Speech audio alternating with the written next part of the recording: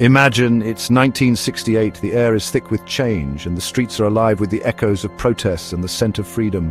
The summer of love is fading, the vibrant colors of the hippie movement are giving way to a darker, more sinister atmosphere. A new kind of fear is creeping in. The once lively streets now seem shadowed and foreboding. In the San Francisco Bay Area, a killer stalks the night. He is brazen, he is cunning, he strikes without warning, leaving a trail of fear and confusion. He is the Zodiac Killer, a name that would become synonymous with terror. No one knows his true identity. He hides in the shadows, a phantom that haunts the city. He becomes a ghost story whispered in hushed tones. Parents warn their children and friends share chilling tales. The Zodiac Killer terrorized a generation. His name alone could send shivers down the spine of anyone who heard it. His crimes remain unsolved to this day. The mystery of his identity and motives continues to baffle investigators. The Zodiac story is one of mystery and intrigue, a puzzle that has captivated the minds of many. He was a master manipulator. He craved attention. He played games with the media and the police. He wanted to be famous, and he succeeded. His name was splashed across headlines and broadcasted on TV. The Zodiac Killer became a household name. Families would gather around their televisions, gripped by fear and fascination. His crimes captivated a nation. The fear was palpable. People looked over their shoulders, wondering if they might be next. People were afraid to go out at night. The streets that once bustled with life now lay empty and silent. The Zodiac had a way of making everyone feel unsafe. His presence was felt even when he wasn't there. He was always one step ahead of the police. He toyed with them, leaving clues that led nowhere. He sent cryptic messages to newspapers, codes that challenged the brightest minds to decipher. He threatened to kill again. His letters were filled with taunts and promises of more bloodshed. He was a nightmare come to life, a real-life boogeyman who thrived on fear and chaos. The Zodiac's first confirmed victims were David Faraday and Betty Lou Jensen, a young couple full of dreams and hopes. They were young lovers, shot on a cold December night in 1968, their lives cut tragically short. Their deaths were brutal, senseless, and left the community in shock and fear. This was just the beginning of a reign of terror that would haunt the Bay Area. Over the next year, the Zodiac would strike again and again.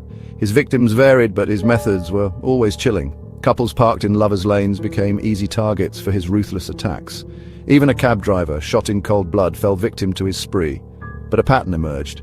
The Zodiac targeted young people, those full of life and potential. He seemed to enjoy the thrill of the hunt, stalking his prey with a sinister delight. Each attack was carefully planned, executed with chilling precision, leaving little room for error.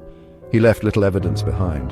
The Zodiac's calling card, a cryptic symbol that sent shivers down spines. A circle with a cross through it, a mark that would become infamous.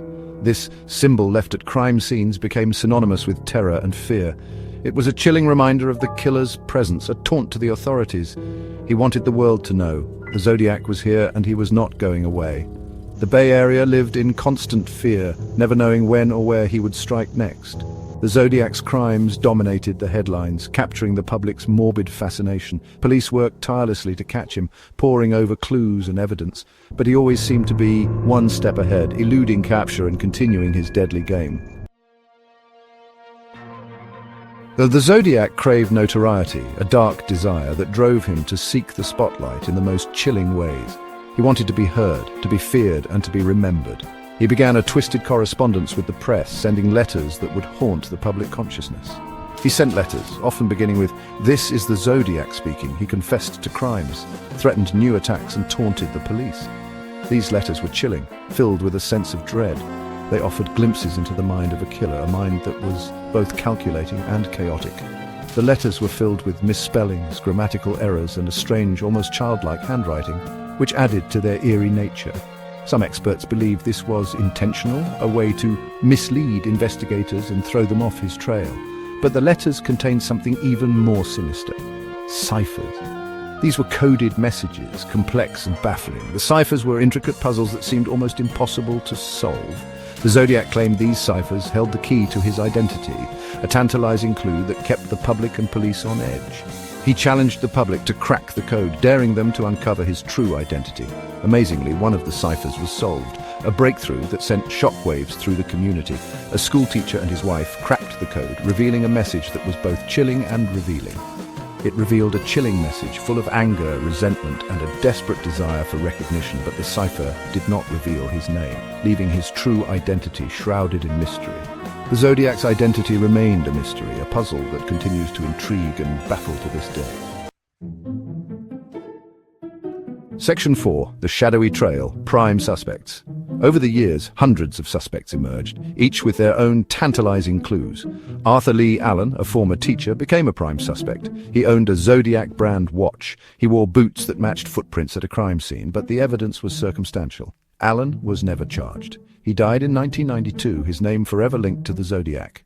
Another intriguing suspect was a man named Lawrence Kane. A handwriting expert linked Kane's writing to the Zodiac's letters.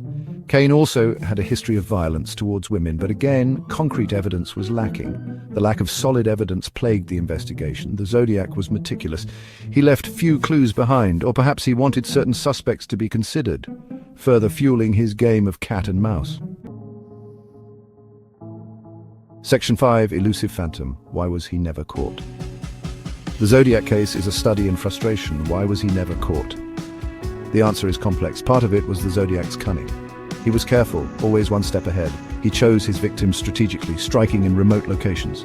Forensic science was also in its infancy in the late 1960s. DNA analysis, a crucial tool in modern investigations, was non-existent.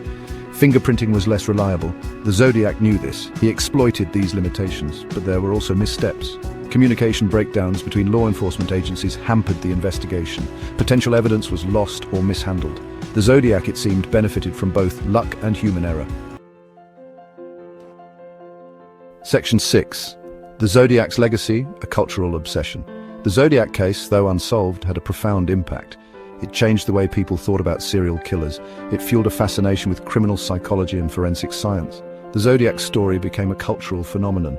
Books, documentaries, and movies explored the case, each offering new theories and insights.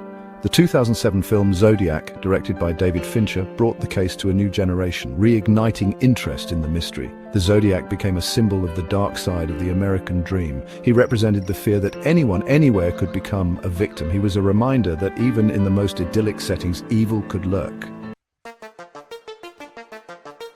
Section 7. Unanswered questions. The mystery endures. Decades have passed since the Zodiac's last confirmed murder. The case went cold, but the mystery never died. In recent years, there have been renewed efforts to solve the case. Advances in DNA technology offer new hope. In 2020, a team of independent investigators claimed to have identified the Zodiac killer.